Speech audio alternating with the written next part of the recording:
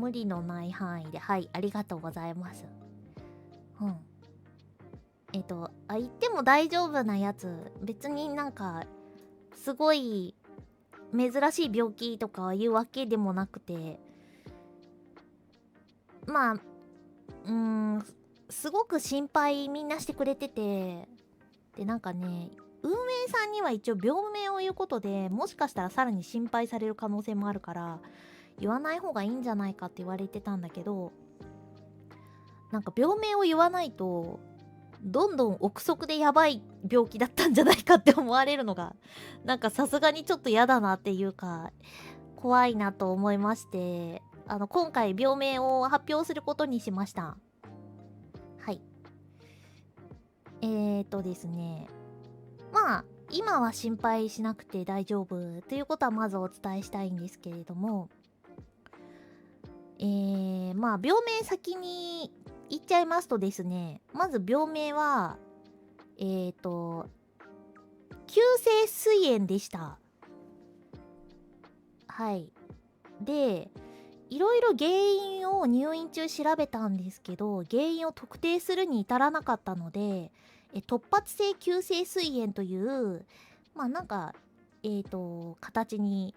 なったみたいです。はい。で、なんか、その膵炎って一体何ぞやという形で、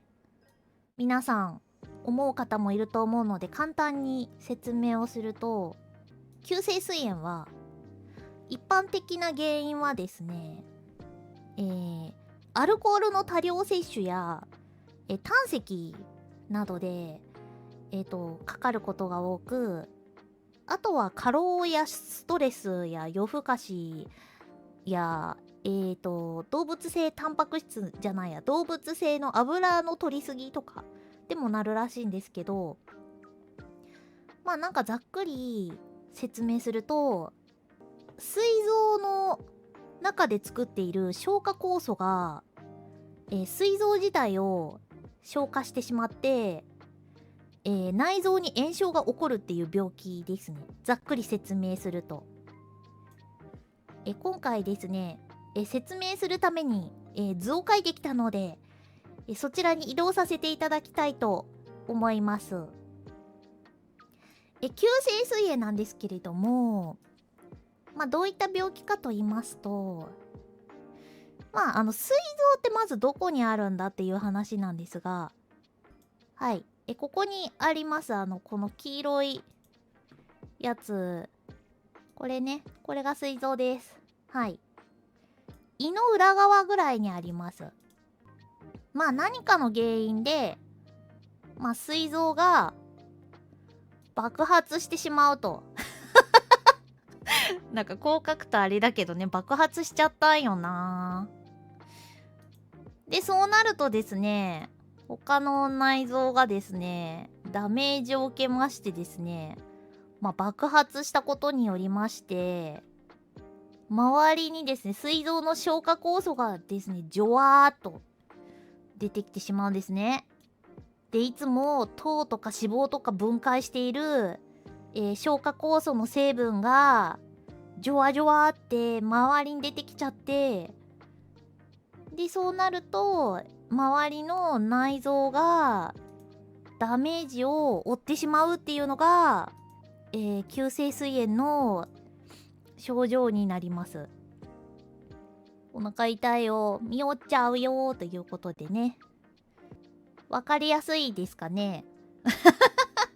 わかりやすいかな。わかるこれで。だいたい。はい。ということで、まあ、こういう風にね、消化酵素がジョワーってなっちゃってる状態ということで、はい。まあ、入院中ですね。これがうちの入院中の状態です。急性膵炎になって入院するまでの過程を簡単にご説明させてもらうとですね、まあ最初はなんとなく気持ち悪いかったんだけど、お腹空いて気持ち悪いんかなって思ってて、なんかそれで、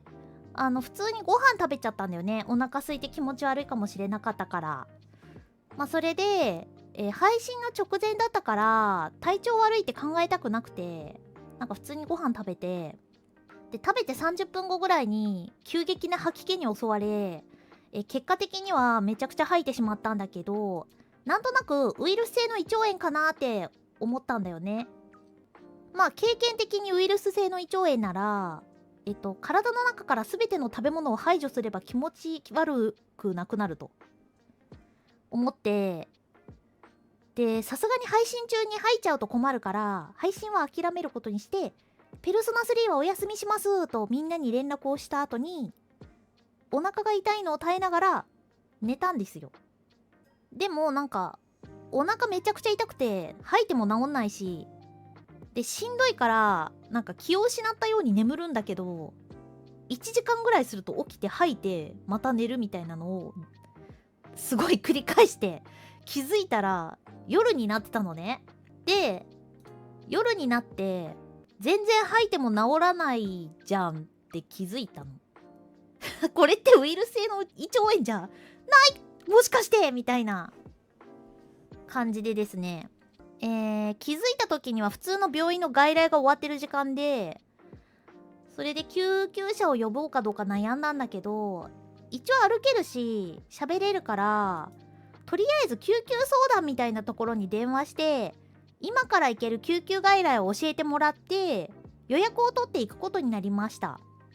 まあでも一人だと心細すぎるからタクシーで入っちゃうかもしれないし、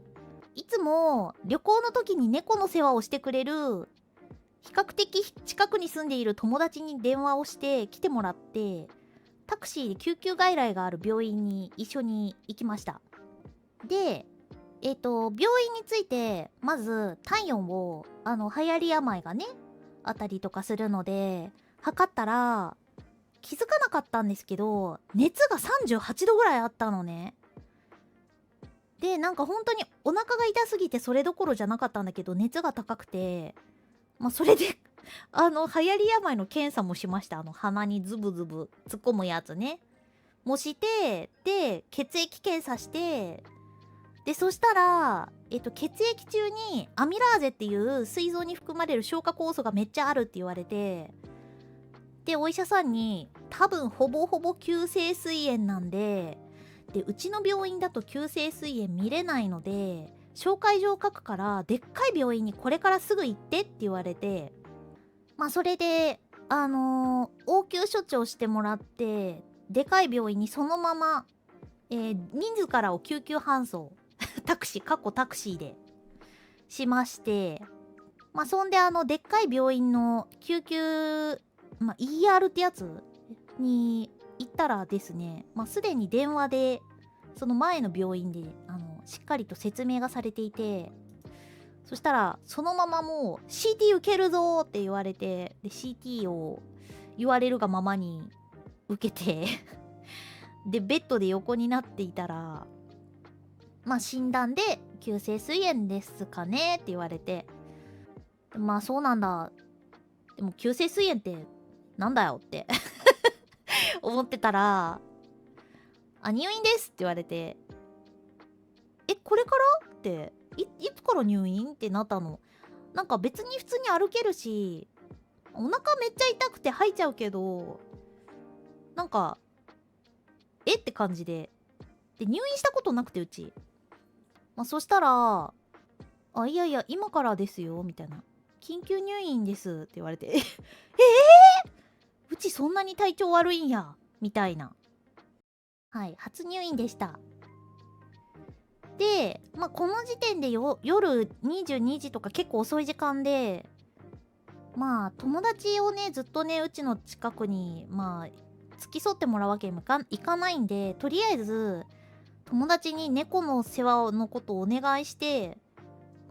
タクシー代とかもろもろお金を渡して帰ってもらって、でまあそのまま緊急入院という形になったんですけれども、なんかうち入院するのにいろいろパジャマとか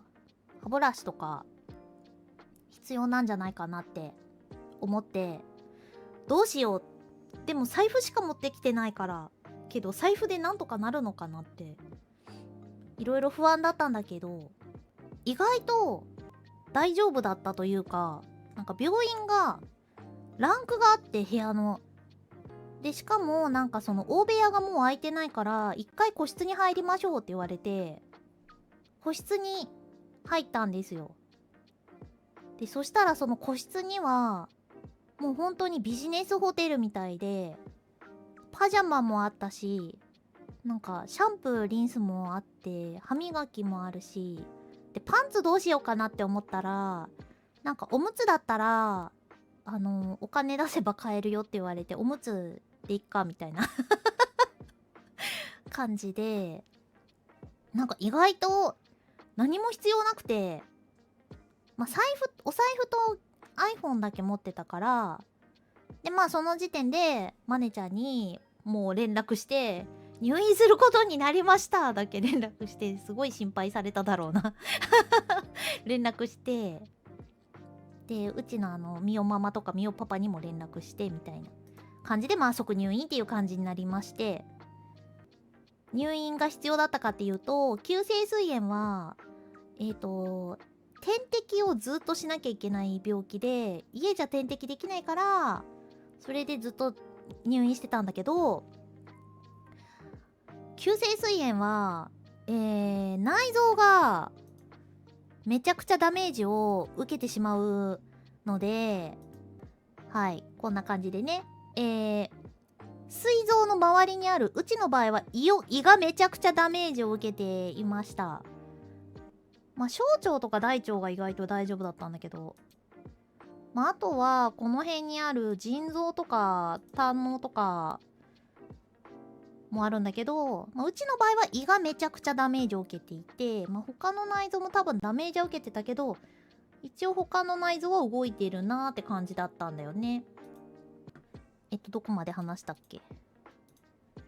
あ、そうそう。点滴をしてたんだけど、まあ、点滴が